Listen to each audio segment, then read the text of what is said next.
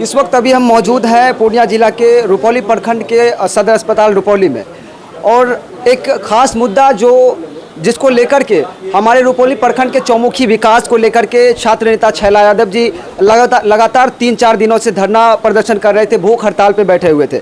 उसको लेकर के अभी कुछ देर पहले जो है कि एसडीएम के द्वारा या जो भी वरीय पदाधिकारी हैं उसके द्वारा कुछ आश्वासन दिया गया है। इसमें क्या कुछ निकल के आया है, क्योंकि लगातार 72 घंटे से ज़्यादा प्रदर्शन होने के बाद प्रशासन की या पदाधिकारियों की जो है कि नींद खुली, और उसमें इसे क्या आश्वासन मिला है उसे जानने का प्रयास करेंगे। तो छैला यादव से डायरेक्ट आपको मिलाते हैं और उनका क्या कहना है इसको लेकर के वो जानने का प्रयास करते हैं। आप स्थिति देख सकते हैं, स्थिति काफ़ी जो है कि ख़राब हो गई है, लेकिन फिर भी बोलने का ये करेंगे। जी छैला यादव जी, सबसे पहले स्वागत है आपका। जो आप 3 दिनों से लगातार 72 घंटे 4 दिन हो गया, तो आप 5 सूत्री मांग को लेकर के बैठे हुए थे। क्या इसमें क्या निष्कर्ष निकल के आया? क्या आपको लगता है कि ये धरना प्रदर्शन करने के बाद, आपको भूख हड़ताल करने के बाद जो है कि कुछ मिल पाया है, इसका फल मिल पाया है? अभी फल तो नहीं मिला, एक आश्वासन मिला है जी। उसमें 3 महीने का समय लिया। एसडीओ साहब थे और उच्च वरीय पदाधिकारी थे, डीएसपी थे और कांग्रेस के कुछ वरिष्ठ नेता थे। इन सबों के समक्ष हमें 3 महीने का समय मिला है। तो 3 महीने के समय में क्या बताया गया? क्या 3 महीने बाद जो आपकी मांगे थी वो पूरी की जाएंगी या फिर उसके बारे में उसे और आगे टाल दिया जाएगा? 3 महीने तक में अगर हमारी मांग या तो पूरी या तो शुरू नहीं हो जाते हैं जी, तो इससे भी बड़ा आंदोलन मैं करूँगा। जी, मतलब आंदोलन आपका अभी खत्म नहीं हुआ। अगर 3 महीने 90 दिन के अंदर अगर आपका पूरा नहीं होता फिर से आप इससे बड़ा आंदोलन हमारी होगी। जी जी, इससे बड़ी आंदोलन होगी हमारी। अगर ये हमारी मांग 3 महीने में पूरी या 3 महीने में कम प्रोसेस शुरू नहीं हुआ तो इससे बड़ा आंदोलन हम करेंगे, इससे बड़ा करेंगे। तो आप ये बताने में सक्षम होंगे कि आपकी मांगे क्या क्या है, क्योंकि जो पब्लिक है वो आपसे जानना चाहती है।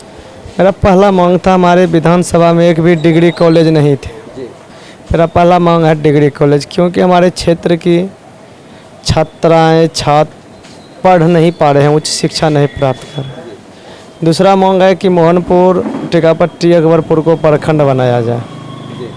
तीसरा मांग है कि हमारे ये रुपौली विधानसभा सब दिन गुंडों मवालियों का सत्ता रहा है और उसका क्षेत्र रहा है, तो सत्ताधारी कहा जाए या जो भी है, हर सुनसान जगह अच्छे नेक गरीब आदमी को लूट लिया जाता है, फ़ोन छीन लेता है, पैसा छीन लेता है, बाइक छीन लेता है, गाड़ी छीन लेता है। तो ये मेरे कुछ जगह हम चिन्हित किए हैं कि जहाँ पुलिस चौकी अनिवार्य हो। और एक मांग थी हमारे पोल की। अभी कांप बलिया में इतना पानी है, वहाँ का आदमी का जीवन तितर बितर है। डुमरी में वही हाल है, घोसे घाट में वही हाल है। तो यही में हमारी 5 सूत्री मांग थी, इन्हीं को लेकर हम आमरण अनशन पे थे।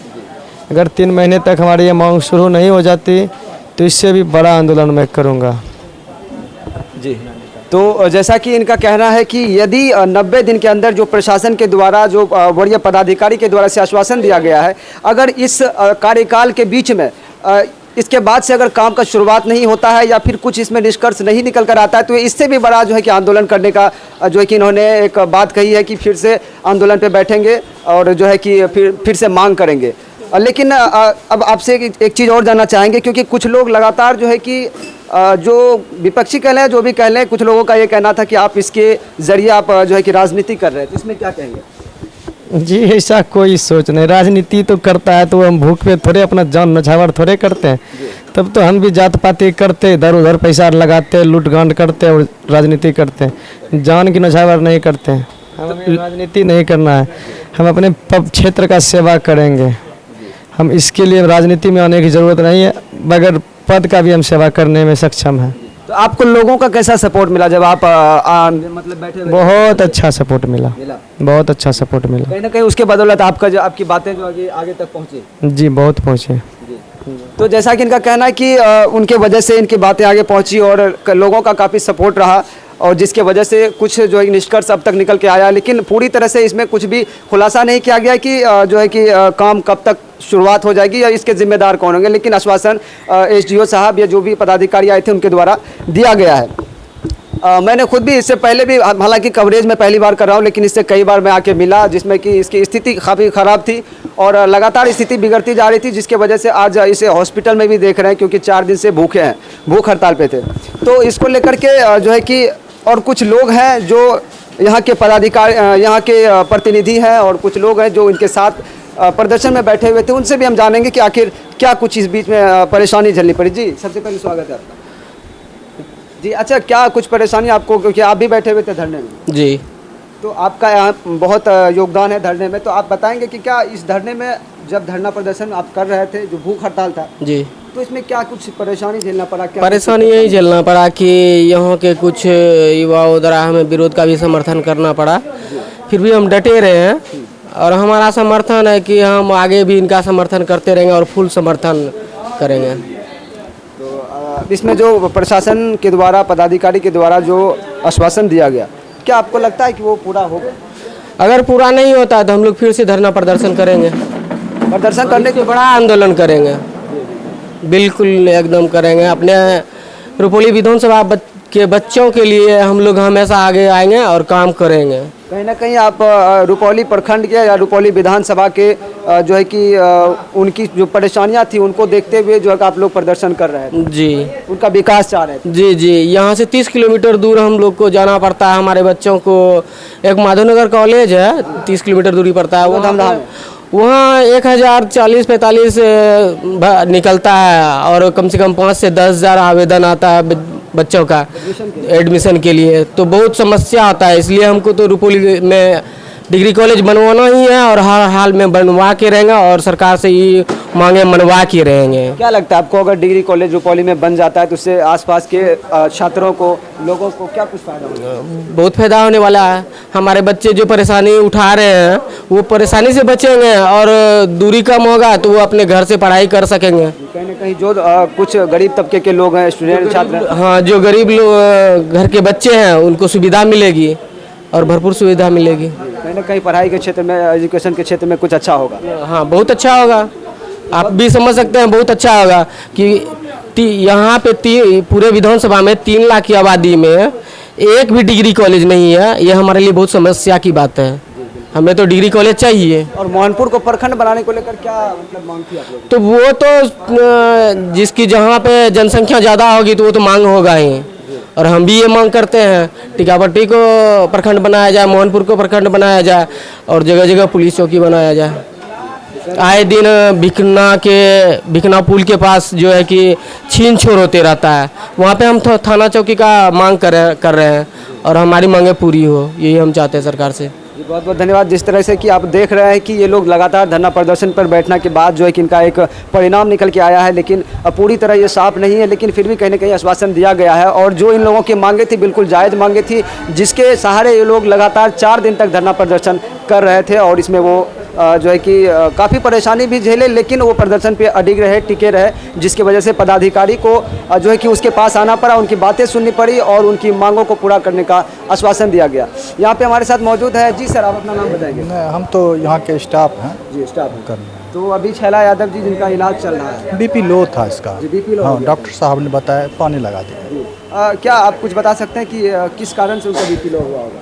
ये सब बोल रहे हैं कि आमरण अनशन पर बैठे हुए थे और यहाँ से भी डॉक्टर साहब सब जाते थे और देखते थे लगातार मतलब वहाँ भी इलाज चल रहा था? जी जी।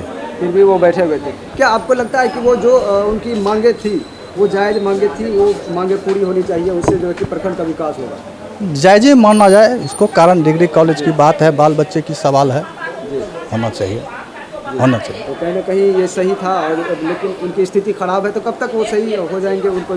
ये तो डॉक्टर साहब बताएंगे। जी, डॉक्टर साहब। हाँ हाँ। तो हमारे साथ रुपौली हॉस्पिटल के सदर अस्पताल के जो है कि डॉक्टर साहब हैं, जो लगातार छात्र नेता छैला यादव जी के इस भूख हड़ताल के दौरान उनकी स्थिति का ख्याल रख रहे थे, उनके पास जा रहे थे और उनको लगातार देख रहे थे। उनको जो भी ज़रूरत की मेडिसिन दी जा रही थी, इनके द्वारा दी जा रही थी।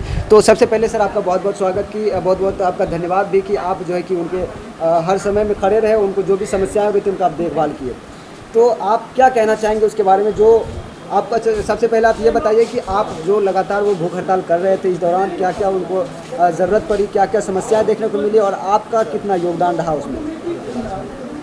देखिए, भूख हड़ताल तो इन्होंने 4 दिन से कर रखा था, तो 2 दिन तो इनका स्थिति सामान्य रहा। 2 दिन के बाद इनको जो है ना यूरिन आउटपुट में परेशानी होने लगा। मतलब पानी फ्लूइड का कमी होने लगा, शरीर में पानी रहेगा नहीं तो पेशाब होगा कहाँ से। तो पेशाब नहीं होना ये तो खतरे का निशान था। तो हमने सभी वरीय पदाधिकारी को इसकी सूचना दी। जो इस तरह की घटना मतलब इस तरह की कंडीशन पेशेंट का अभी है कि यूरिन सब कुछ बीपी कम हो रहा है, प्लस पल्स कम हो रहा है, यूरिन आउटपुट घट रहा है, यूरिन नहीं एक बराबर हो रहा। तो ये तो खतरे के निशान से बाहर नहीं है, खतरे के घेरे में आता है। इसलिए बस और क्या, मतलब लगातार बनी रहती तो कहीं ना कहीं आपातकालीन का मतलब कि ये स्थिति को सामना हम लोग करते। हाँ, इमरजेंसी क्रिटिकल हो जाता तो फिर परेशानी बढ़ सकती थी। लगातार आप उसका देखभाल कर रहे थे, इससे उनकी परेशानी जो है कम होते गया। हाँ, और अभी सुरक्षित है। तो अभी ये सुरक्षित है, स्थिति अभी सामान्य है। हम लोग इसका इलाज कर रहे हैं, फ्लूइड दे रहे हैं, ठीक है। अभी स्थिति सामान्य है, फिर भी हम लोग अभी देखेंगे, इनको वेट एंड वॉच में रखेंगे। तो लगभग कितना समय और लेंगे, मतलब वो कब तक सही हो जाएंगे, उसे कब तक डिस्चार्ज किया जाएगा? ये तो फ्लूइड देने के बाद हम लोग फिर एसेस करेंगे, एसेस करने के बाद बताएंगे। उसके बाद डिसाइड किया जाएगा कब तक वो डिस्चार्ज क्या करना है। लेकिन एक पर्सनल इस आपके क्षेत्र से हट के आपसे सवाल करना चाहेंगे कि वो जिस तरह से लगातार वो प्रदर्शन पे बैठे हुए थे, भूख हड़ताल पे बैठे हुए थे, तो क्या आपको लगता है कि वो कहीं ना कहीं उनका जो मांगे थी उनकी वो जायज़ मांगे थी, उनको पूरा किया जाना चाहिए, उससे प्रखंड का, विधानसभा का और आसपास के लोगों को उससे भला होगा? देखिए, सो मांगे तो इनका 100% जायज़ थी। 100% क्या कहिए, 200% जायज़ थी मांग। कोई अगर स्कूल मांग रहा है, कॉलेज मांग रहा है, पुल पुलिया मांग रहा है, तो ये गलत तो किसी भी दृष्टिकोण से नहीं हो सकता है। उनका जायज़ 100% था, सही। और आगे वरीय पदाधिकारी के द्वारा आगे बात फॉरवर्ड किया गया है और हम लोग प्रयास करेंगे कि इनकी मांगे हर संभव पूरी हो। आपका बहुत बहुत योगदान रहा, तो सर इसके लिए आपको बहुत बहुत धन्यवाद। Thank you.